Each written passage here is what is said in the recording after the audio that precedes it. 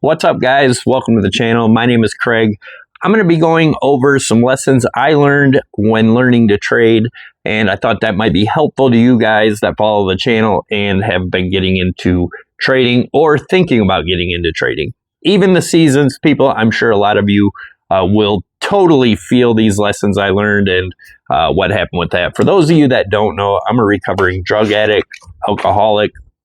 I've been trading for little 10 plus years, somewhere in there, and kind of like I said, I'm just going to go over some lessons I learned.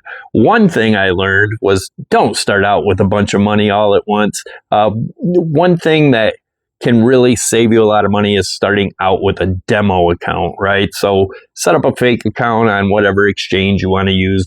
Many of them have it. PrimeXBT and BitUnix both have that. Where you can use fake money to trade, and you start trying to develop your trading skills then, right? So you can kind of play with different indicators, kind of try new things, and you're not actually risking real money. But one thing I want to point out is that it's going to take time, guys. If you think you're just going to get in and you're going to be this super trader all at once and not lose no money, this isn't for you, right? So start out with a trading account, a fake one with fake money. Once you're able to build that account consistently into profit, and you have a strategy that is working, then you can finally maybe put in a little bit of money, start playing with that, depending on your financial situation. It might be $5, it might be 500, but whatever it is, then you're going to start dealing with emotion because you're going to be dealing with real money. So your decision making is going to change a little bit. Right? Try to stick to the same decisions you were making when it wasn't your money, if it was working. Like I said, once emotion's involved, then it's going to get a little tougher. So anyways, that's the next step. And once that gets better, then you can trade with real money and go from there. But just always remember to, ride the winners and cut your losses quick. None of this is financial none of this is financial advice. I want to put this out there. I'm just sharing my experience and some things that happened to me. Some other key things I've learned are like good risk management. So everybody's always asking, what is risk management? That's managing your risk, right?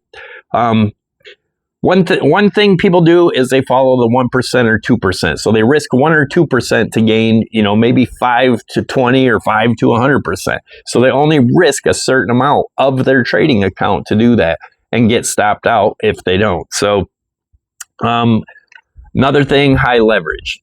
Don't do extremely high leverage, especially in the beginning if you're just learning to trade. That's pure gambling in my opinion, but I mean, you do you. But what I've noticed is a lot of people go in and they go to 50 to 100x leverage because it feels like they can win a lot more, but you can also lose a lot quicker. So be careful with that. Always play with patience. Another valuable lesson I learned is once you place your stop loss, you can move your stop loss further into profit, but never move it further out, because you can end up, so if you have your stops at $100, right, and it gets closer to that 100, you move it to 105 or you move it to 110. Don't move further away from your entry. You can move closer to your entry with your stop loss, but do not move further away because you can run that right into a total loss. That is one huge lesson I learned. Another one is just being patient and disciplined, right?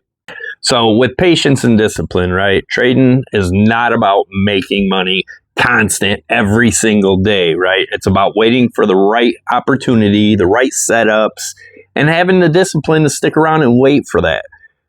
You got to stick to your plans, right? Once you get away from that and you're trying to get into trades when there isn't even really a trade there, if you have patience and something that's worked over and over, just wait for that position, right? You can always play with different ideas, right? But you don't have to get into every trade, or you don't always have to be in a trade.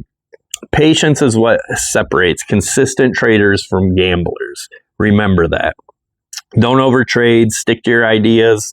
Wait till your take profit or stop loss is hit, right?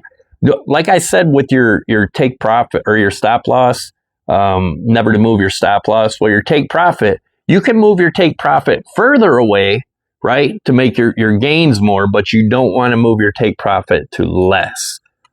Same works with the stop loss and take profit, right? Don't try to be successful overnight, right? Don't try to make one big trade that's going to change your whole life right off the bat. I'm not saying that can't happen, but I'm saying the chances are very slim. Be careful with that thought process. Don't trade with emotion. We've all been through the fear, greed, revenge trading. Emotions will push you into bad decisions 99.9% of the time. Remember, when you're trading, keep your emotions out of it the best you can. There's no way to keep your emotions out 100%, but try to keep control of your emotion, and that's why you want to have a strategy to stick to the strategy, right? Kind of simmer down those emotions. The key is to stay calm while trading. Follow your strategy. Don't let your feelings control your trades, because most of the time your feelings are going to make you lose a trade. Like, for example, have you ever been trading on an exchange and it feels like they're trading against you? You go long and the price drops. You short and the price shoots up. Most of the time, because you're FOMOing in. FOMO is another huge thing. And FOMO doesn't just mean buying something to get in, fear of missing out. It means fear of missing out on a short, fear of missing out on a long. That can cost you a lot of money. FOMO is huge. And revenge trading. Once you lose a few trades, then you're just trying to get your money back. That's revenge trading. Stay away from that. Both those things are just highly emotional no-nos. Remember that. Next is don't overload on information. In the beginning, I was following every news headline, every indicator I could put on my screen, every opinion out there I was listening to. I was watching 1,000 people and they were saying 500 different things, right? It was overwhelming. Eventually, I realized too much information just creates confusion, period.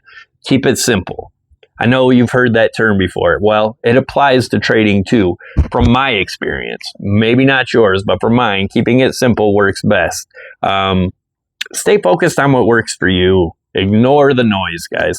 I often say news is noise, because markets are going to do what markets are going to do. And a lot of people say technical analysis don't work. Well, if you've watched any CNBC, any financial channels, they always talk about moving average and things like that. That's technical analysis, and it works because so many people are using it, right? That's another thing. Don't put too many indicators on. So if you put you got 500 indicators running on your screen all the time, you're going to get mixed signals, all kinds of stuff. Too confusing. Find out a few that work consistently for you and stick with those. Many of you that watch my channel know I like my EMAs. I like my RSI. RSI is the only true indicator in my opinion. Everything else has got too many other factors going into it, but not to say they're not good, right? You learn to use indicators.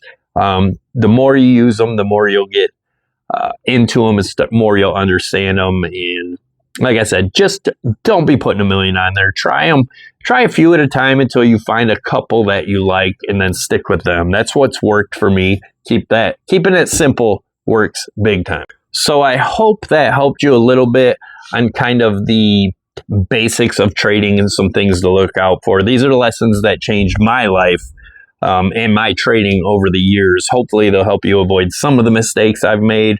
Of course, I've got more to make, but these are some of the ones that I've made and some of the lessons I've learned from what I've made. So if you enjoyed the content, make sure you like, comment, subscribe, and all that good stuff. I will catch you in the next one. Thanks for watching, guys, and I'm out.